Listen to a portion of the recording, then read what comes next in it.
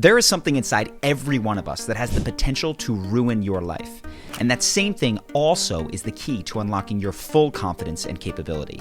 You see it in Fight Club, where Tyler Durden is simultaneously the most destructive, dangerous aspect of the narrator. We're not killing anyone, man. We're setting him free. Bob is dead. They shot him in the head. You want to make an omelet, you gotta break some eggs. And he is the most effortlessly confident and capable part of him. I want everybody out of here right now. Hey, you should join our club. So in this video, I want to break down the psychological reason that we all do this, the shadow. And I want to help you see these shadow patterns so that you can avoid sabotaging your career, your relationships, or any other area of your life. Welcome to Fight Club. First though, let's back up and talk about what the shadow is.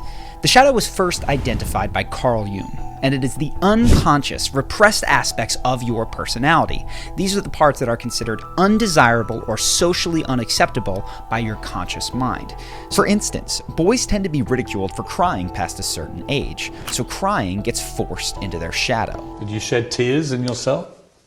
It's difficult for me to answer the question. But you cried. There were tears that ran down my face, but I did not cry.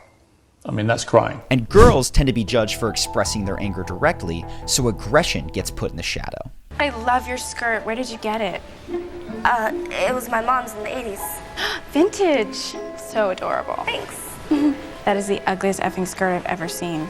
So we have these pieces of ourselves, pieces of the way that we naturally are, that are not loved by the people around us. This is terrifying. We might be abandoned if the people around us don't love us for who we are. What am I afraid of? What the fuck am I afraid of? You're afraid of me, you're afraid that I won't love you back. So what do we do as small children? Well, we attempt to change who we are. And we do that by cutting off and repressing the pieces that aren't loved. So boys stop crying. Girls stop yelling. As a man, you're gonna feel like crying. It's gonna happen. But what you're supposed to do is not cry, because this is a test in mental fortitude. And we convince the people around us and ourselves that we aren't sad or angry anymore, and we are praised for it.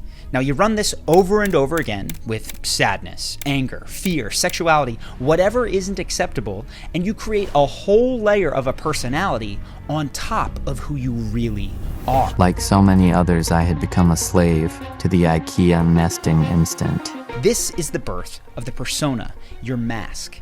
It is the sum of all of your acceptable parts. This is the way that you think you are. Persona is the you that you present when you want people to accept and like you. It's also the birth of the shadow.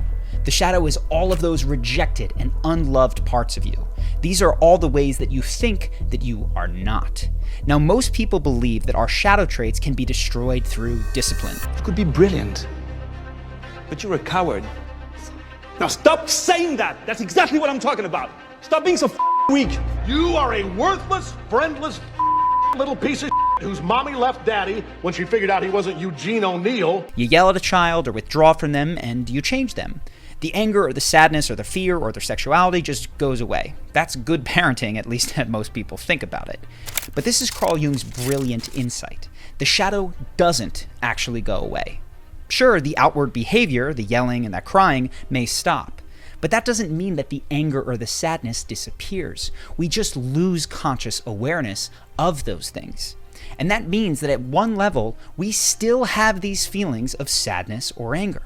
But because they're not fully felt, those feelings begin to run our lives unconsciously. Now, I know this can all sound very complicated. Like, how can sadness be running my life if I never even cry or feel sad?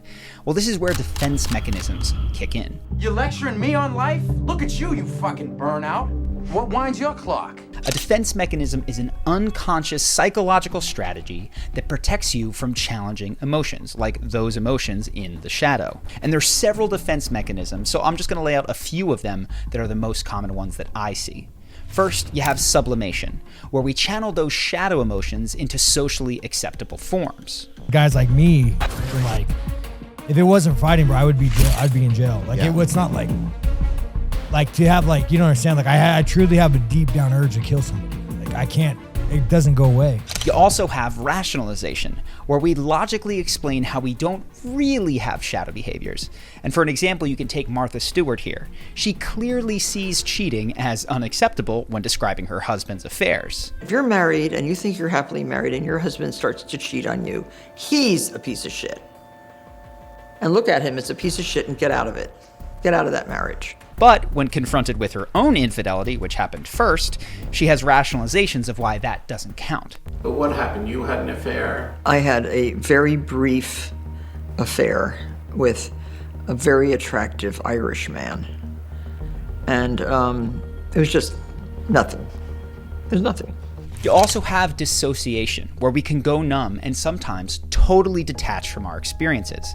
The most extreme cases would be dissociative identity disorder, which we see play out in Fight Club and Moon Knight. Why do people think that I'm you? I think you know. No, I don't. Yes, you do. Why would anyone possibly confuse you with me? But it can also just look like periods of general numbness and poor memory. If you don't remember important chunks of your childhood, dissociation is likely at play. And then you have the one that I personally just find the most interesting. This is projection, where we spot the unacceptable feeling in someone else and it triggers us. This is what's going on when you see all these anti-gay people getting busted in homosexual relationships. I'll do a whole video on this because there is a ton to say about it, so let me know if you're interested. But the common factor with any defense mechanism is that we don't actively, consciously choose them. They all just seem to happen to us. And we tend to defend our defense mechanisms intensely, because if we were to lose those defense mechanisms, we'd have to come into direct contact with our shadow. All this time I thought I was the original, but I'm just something that you made up. Say it. Because we're the same person. Now we need to pause here to make clear that these coping strategies, these defense mechanisms work really, really well. Most of the world is unaware of their own shadow, so almost no one is going to catch on to yours. In fact, most of the world will encourage you to keep sublimating, rationalizing, dissociating from, and projecting your shadow, because if you stop, they might have to face their own, and that is way too threatening. So most people make it through their 20s fully repressing their shadow, and honestly, it works just fine for them. What I've noticed though, is that if you don't start integrating your shadow in your 30s, problems tend to arise. In my case, my unaddressed fear of being alone manifested in me having a ton of money stolen, and it never would have happened if I'd integrated that fear. You can check out the video that I made on the topic if you want more of the details. So by your mid-30s, you can expect to see some major issues cropping up, like consistent business struggles or difficulty in relationships, things just feeling off even when the outside world is going well if you haven't started integrating your shadow. And if you don't address it by 40 or later, you may be in store for a full-blown midlife crisis, which will confuse you because you have done everything that you're supposed to. You've become everything you're supposed to, but at some level, you can't stand rejecting aspects of yourself anymore. This is where the shadow takes over, acts out, and destroys what you've built. Think of that new young wife that the middle-aged man gets, or the risky business investment that bankrupts him. The thing that obviously won't make you feel better, but you just can't say no to. And I believe this is exactly what happened with Will Smith. After years of being the good-spirited, happy, understanding guy, Will Smith turned the biggest professional accomplishment of his career into a near-career ender when he slapped Chris Rock. Oh, wow! This was obviously triggered by a joke, but the real cause was years of repressing his frustration and smiling through boundary violations. I would say don't just start filming me without asking me. I got into an entanglement with August. That's what I said. An entanglement? Yes. Every time he didn't stand up for himself came out in that one moment. So what do you do to avoid a massive meltdown in your own life? Well, I've mentioned the word integration a few times. And that means instead of running from the shadow, which just lets it run your life from the background, like my hidden anxiety or Will Smith's slap, you turn and face the shadow. You integrate it back into who you are, who you see yourself to be. In the words of Carl Jung, until you make the unconscious conscious, it will direct your life and you will call it fate. So you make the unconscious conscious. This means that you're going to have to feel all of those feelings that you split off into the unconscious shadow. Oftentimes that means decades of repressed anger, grief, and shame. Now, I won't sugarcoat this. This is hard work. It is not a surprise that most people postpone it or avoid it indefinitely. But as you begin to feel those feelings through therapy, dream work, free writing, breathwork, there's tons of options. You can develop what seem like superpowers. Because the shadow doesn't just actually contain things that are going to ruin your life. So when you get into a conscious relationship with your own shadow, you actually unlock your full potential. Your intuition comes online, and you're able to make brilliant decisions with almost no effort. Your relationships get so much more fulfilling or end as your standards will naturally rise. Your confidence shifts from being based on external approval, which is shaky, to being based on internal alignment, which is untouchable by the outside world. So many of the things that took work become easy because you did the real work of integrating your shadow, of becoming whole internally. So you skip all kinds of self-sabotage that will bring down others and actually live up to your full potential. Now, I am working on a video on the steps to embrace the warrior aspect of your shadow. So if you'd like to make sure that you see that when it comes out, make sure to subscribe and hit that notification bell. In the meantime, if you'd like to work directly on your charisma and your confidence, which was definitely an aspect of my shadow at one point, you might be interested in Charisma University. It's our flagship course and the fastest way that I know to develop next level charisma and confidence inside of just 30 days. And here's just some of what previous students have experienced after going through it.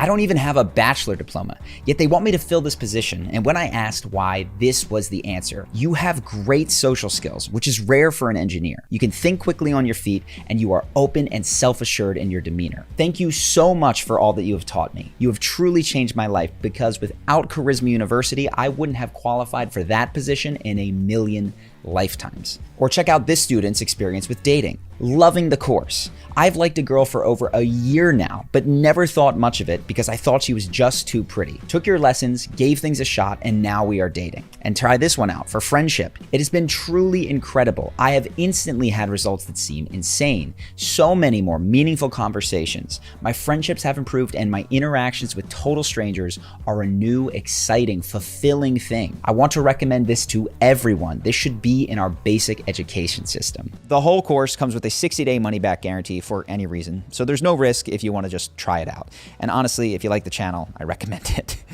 Either way, I hope that you've enjoyed this video, and I look forward to seeing you in the next one.